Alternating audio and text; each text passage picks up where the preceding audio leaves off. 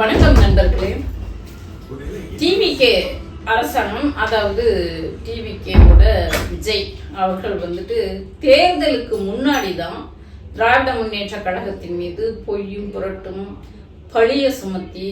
பழிய சுமத்தியே வெற்றி பெற்ற கட்சி ஒன்று இருக்குதுன்னா அது டிவிகே தான். அது ஜோசப் விஜய் அவர்கள் தான். தேர்தலுக்கு முன்னாடி தான் அப்படி பண்ணாங்கன்னாக்க, இப்போ தேர்தலுக்கு வெற்றி பெற்று முதல்வரான பிறகும் தந்திரமா ஒரு வேலையை செஞ்சிட்டு இருக்காங்க.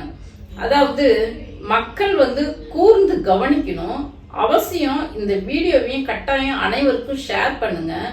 என்னன்னாக்க, இவங்க பேசுறது அவ்வளவும் பொய், அப்பட்டமான பொய், அத்துமீறல். இது மக்கள் நம்ம எது சொன்னாலும் நம்புவாங்க. மக்கள் வச்சிருக்கிற, அதாவது ஜோசப் விஜய் அவர்கள் மீது மக்கள் வச்சிருக்கிற அன்பை தனக்கு சாதகமாக அதை மிஸ்யூஸ் பண்ணிக்கிறாரு. எப்படி மிஸ்யூஸ் பண்றாருன்னா, தான் எதை சொன்னாலும் மக்கள் நம்புறாங்க. அதனால அவர் ஆரம்பத்துல இருந்து பொய்ய மட்டுமே பேசிட்டு இருக்காரு. அது இப்போ முதல்வர் ஆன பிறகும் பொய்ய மட்டுமே பேசுறாங்க. எப்படின்னு சொல்றேன் பாருங்களேன். அதாவது இப்போ இந்த மின்வெட்டுக்கு காரணம் திமுக தான் அப்படின்னு சொல்லி இன்னொன்னு என்னன்னாக்கா, திடீர்னு பார்த்தா 6% யூனிட் ரேட் உயர்த்திட்டாங்க. 6% மின் கட்டணம் உயர்ந்துருச்சு. அதுக்கு காரணம் திமுக தான் அப்படின்ட்டு இதுக்கும் திமுக மேல பழிய போடுறாங்க. சரிங்களா? எப்படின்னு நான் ஆதாரத்தோட உங்களுக்கு சொல்றேன் பாருங்க. இந்த தமிழ்நாடு மின்சார வாரியம் ஆரம்பிக்கப்பட்டது 1957 ஆரம்பிக்கப்பட்டது. 2010 இது மறுசீரமைப்பு பண்றாங்க. 2 வகையா பண்றாங்க. டிரான்ஜெட்கோ நிறுவனம்னு ஒண்ணு நிறுவி அதன் மூலமாக மின் உற்பத்தி பகிர்மானம் அப்படின்ட்டு ஒண்ணு உருவாக்குறாங்க. இன்னொன்னு டிரான்ஸ்கோ அப்படின்ட்டு ஒண்ணு நிறுவி இதன் மூலமாக இடம் விட்டு இடம் மின்சாரத்தை எடுத்துட்டு போறது, பழுது பார்ப்பது, இப்படி 2 வகையா பிரிச்சு 2010 திராவிட முன்னேற்ற கழக ஆட்சியில தான் இந்த நிர்வாகத்தை ஸ்டடி பண்றது, சரி பண்றது அப்படின்னாவே எப்போதுமே திராவிட முன்னேற்ற கழக ஆட்சியில தான் அப்ப நிறுவுறாங்க. அப்போ நிறுவி எல்லோருக்கும் ஏழை எளிய மக்களுக்கு அனைவருக்குமான மின்சாரத்தை திராவிட முன்னேற்ற கழகம் கொடுத்துட்டு இருந்தது. 2015 மோடி கவர்மெண்ட் வந்த பிறகு இந்த உதய் மின் திட்டம் அப்படின்னு ஒண்ணு கொண்டுட்டு வராங்க. அதை கொண்டுட்டு வரும்போது என்ன பண்றாங்கன்னா, மற்ற மாநிலங்கள்லாம், அதாவது கம்யூனிஸ்ட் ஆள்ற மாநிலங்கள், கேரளா காங்கிரஸ் ஆள்ற மாநிலங்கள் எல்லாமே உதய் மின் திட்டத்தை ஏத்துக்கிட்டாங்க. ஆனா தமிழ்நாட்டுல மட்டும் ஏத்துக்க மாட்டேன்ட்டாங்க. ஏன்னா அந்த உதய் மின் திட்டத்துல இந்த இலவச விவசாயிகளுக்கு இலவச மின்சாரம் கொடுக்கறத கட் பண்ணும் அப்படின்னு இருக்கு. அப்புறம் கட் பண்ணணும், அவங்களுக்கு மீட்டர் பொருத்தணும் அப்படின்ட்டு ஒரு ரூல் கொண்டுட்டு வராங்க. அதே போல 3 மாதங்களுக்கு ஒரு முறை மின் கட்டணத்தை உயர்த்தணும் அப்படின்ட்டு ஒரு ரூல் இருக்கு. அப்புறம் 75% மாநிலம் இந்த மின்சாரத்துறையில ஏற்படுகின்ற நிதி பற்றாக்குறையை ஈடு செய்ய மாநிலத்திலிருந்து 75% நிதி கொடுக்கணும் அப்படின்னு ஒரு ரூல் கொண்டுட்டு வராங்க. அப்போ 2015 அதிமுக ஆட்சி, ஜெயலலிதா அம்மா தான் முதலமைச்சர். இப்போ இது அவங்க ஏற்க மறுத்துறாங்க. நீங்க இந்த கண்டிஷன் எல்லாம் எடுத்துட்டு வாங்க, அதுக்கப்புறம் என்ன நம்ம உதய் மின் திட்டத்துல கையெழுத்து போடுறேன்றாங்க. அப்புறம் திடீர்னு அவங்களுக்கு உடம்பு சரியில்லாம போயிருது. அவங்க கையெழுத்து போடாமலே போயிடுறாங்க. அப்போ எப்ப இந்த கையெழுத்து போடப்படுகிறது? ஜெயலலிதா அம்மையார் சொன்ன மாதிரி அந்த 75% மானியம் பகிரக்கூடாது அப்படின்ட்டு 35% மாநில அரசுல இருந்து கொடுக்கணும், நிதி கொடுக்கணும் அப்படிங்கறத கண்டிஷனா வச்சு அந்த 3 மாசத்துக்கு ஒரு டைம் மின் கட்டண உயர்வு இதையெல்லாம் ரத்து பண்ணிட்டு 2017 எப்படி 2017 ஓபிஎஸ் அவர்கள் முதல்வராக இருக்கும்போது அந்த கையெழுத்து போட்டதை உங்களுக்கு நான் காட்டுறேன் பாரு.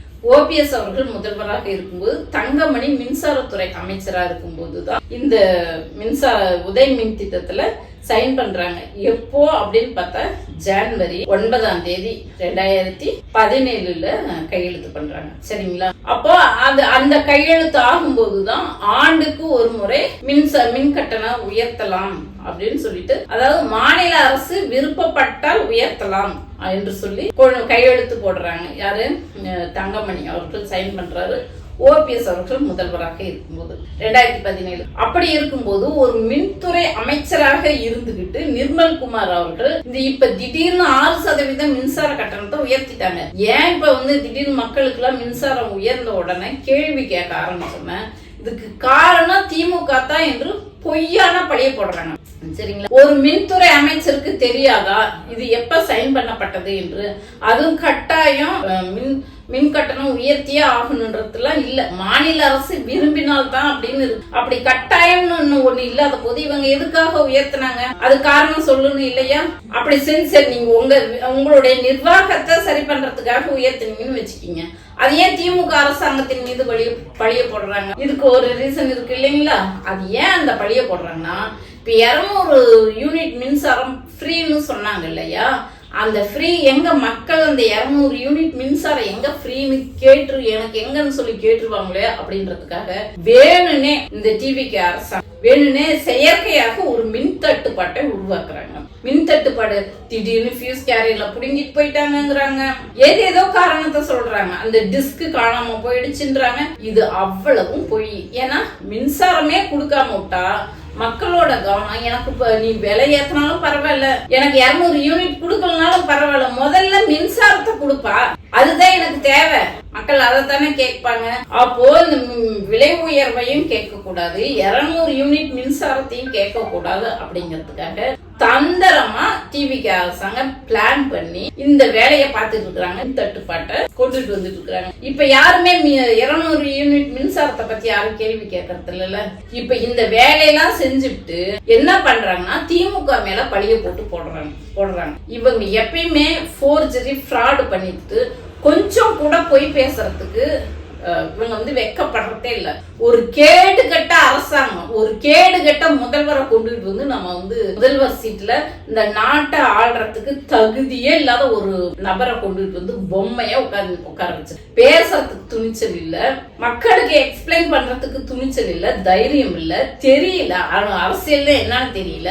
அரசியல் தெரியாததுக்கு என்ன அந்த முதல்வர் பண்றாருனாக்க பொய்யும் புரட்டும் அப்பட்டமான பச்சை துரோகம் அந்த மக்களுக்கு பண்றாங்க. அந்த மக்கள் பெருசா நம்பினாங்க அந்த முதல்வர் நம்மளை காப்பாத்துவாரு, ஏதோ ஒரு பெரிய மாற்றத்தை கொண்டுகிட்டு வருவாரு அப்படின்னு சொல்லிட்டு மக்கள் பெருசா நம்பினாங்க. ஆனா இந்த மக்களுக்கு இவரு திருப்பி என்ன கொடுக்கறாருன்னா துரோகத்தையும் நம்பிக்கையின்மையும் தான் கொடுக்கறாரு. அதனால மக்களே ரொம்ப உஷாரா இருங்க. இந்த அரசாங்கம் எதை சொன்னாலும் பொய் மட்டும்தான் சொல்றாங்க. தயவு செஞ்சு எதையும் நம்பிடாதீங்க. அவங்க எதை பேசினாலும் ஒரு டைம் கிராஸ் செக் பண்ணி பாருங்க. அதே போல இந்த ரூட் மாஃபியா இந்த இன்ஸ்டாவில பேசுற டிவிகே பிள்ளைங்க எல்லாருமே பொய் மட்டும்தான் பேசுறாங்க.